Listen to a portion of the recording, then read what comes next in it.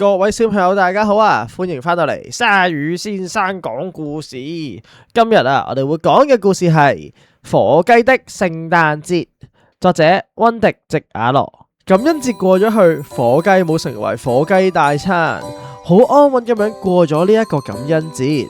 就喺呢一個時候，佢聽到農夫傑克同埋妻子艾娜喺度討論聖誕晚餐到底食啲咩好喎。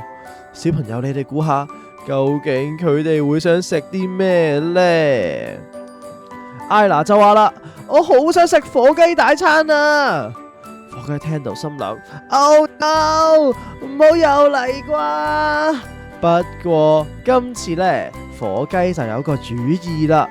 佢知道呢啲人類已經將聖誕願望寄晒俾聖誕老人啦，所以或者火雞都可以向聖誕老人許個聖誕願望，就係唔要變成聖誕大餐啊！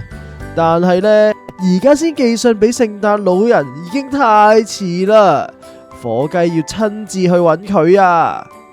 所以火雞就即刻行出去截咗架的士，就同司機大哥講啦：唔該，我要去北極啊，去北極聖誕村啊，唔該。火雞嚟到聖誕村就話啦：唔好意思啊，請問呢聖誕老人喺邊度啊？小精靈就話啦：吓，聖誕之前一日冇人可以見到聖誕老人噶喎，佢好忙噶，佢呢仲要整聖誕清單啊，仲要檢查2次啊。He's making a list and checking it twice。火雞就話啦：咁話好啦，哥哥。火雞呢四周圍睇，咦，諗到個新辦法啦！如果火雞生得唔似火雞，而似聖誕樹嘅話，會唔會好啲呢？聖誕樹一定見到聖誕老人啩。於是呢，火雞就變身。咦？佢好似扮得唔錯喎，呢隻火雞有啲似聖誕樹。小朋友啊，你哋覺得似唔似啊？火雞行咗2步之後，就俾小精靈發現啦。小精靈大嗌：等陣啊！火雞唔可以嚟聖誕村噶，你要翻去農場啊！火雞就話啦：你點知係我噶？小精靈就話：樹都冇腳嘅。火雞就話啦：咁話好啦，哥哥。跟住火雞又到處睇咗一睇，有辦法啦！馴鹿應該可以見到聖誕老人啩，所以呢，火雞就變身。哇！噔！火雞而家就變成咗馴鹿喺度拉雪橇啊！都有啲似馴鹿嘅。小朋友啊，你哋覺得似唔似馴鹿啊？火雞行咗2步之後，又有個小精靈大嗌啦：停啊！火雞今日唔可以嚟聖誕村噶，你要返農場啊！火雞就話啦：點解啊？點解你會睇得出係我噶？小精靈就話：馴鹿都冇翅膀嘅。火雞真係好唔開心啊！佢就話：咁好啦，但係我真係要去見聖誕老人啊！火雞望咗一望周圍，諗下其他方法。咦？佢見到小精靈而家將糖果裝緊去聖誕老人嘅雪橇上邊喎。有啦！棍仔糖上邊，雪橇上面嘅棍仔糖一定可以見到聖誕老人啦！火雞又嗌啦：變身！今次佢變咗啲咩啊？佢今次變咗做一支棍仔糖啊！差唔多啦。火雞混咗入去其他棍仔糖嘅時候又俾小精靈發現啦。佢就話啦：等陣啊！火雞唔係糖嚟噶，你要返農場啊！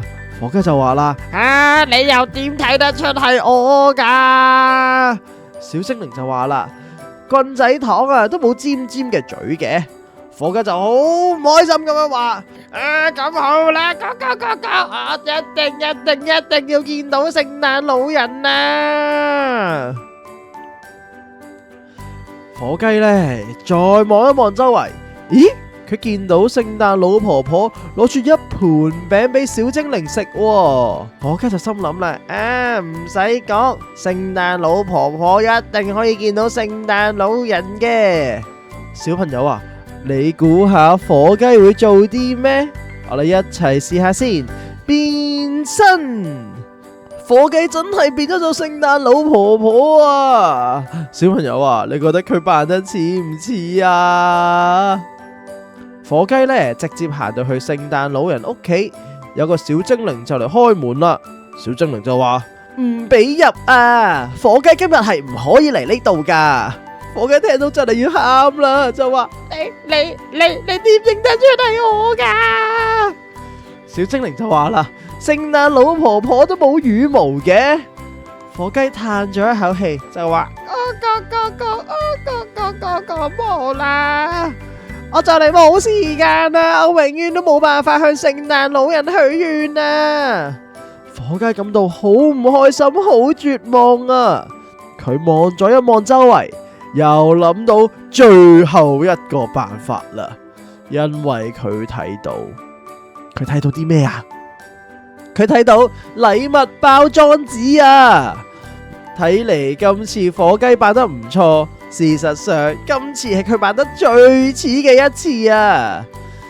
叮當，有個小精靈將禮物盒攞咗入嚟，聖誕老人就話啦：咦，呢個咩嚟噶？係俾我嘅禮物。然後砰一聲，火雞彈咗出嚟就話：佢大嗌聖誕快樂啊！聖誕老人就喺度咁樣喺度大笑，就話啦：火雞啊，你點解會喺度噶？火雞向聖誕老人講咗佢嘅聖誕願望：我唔想變聖誕大餐啊！我唔想變聖誕大餐啊！救命啊，聖誕老人！聖誕老人笑咗一笑就話啦：咁我諗有一個最適合你嘅裝扮啊！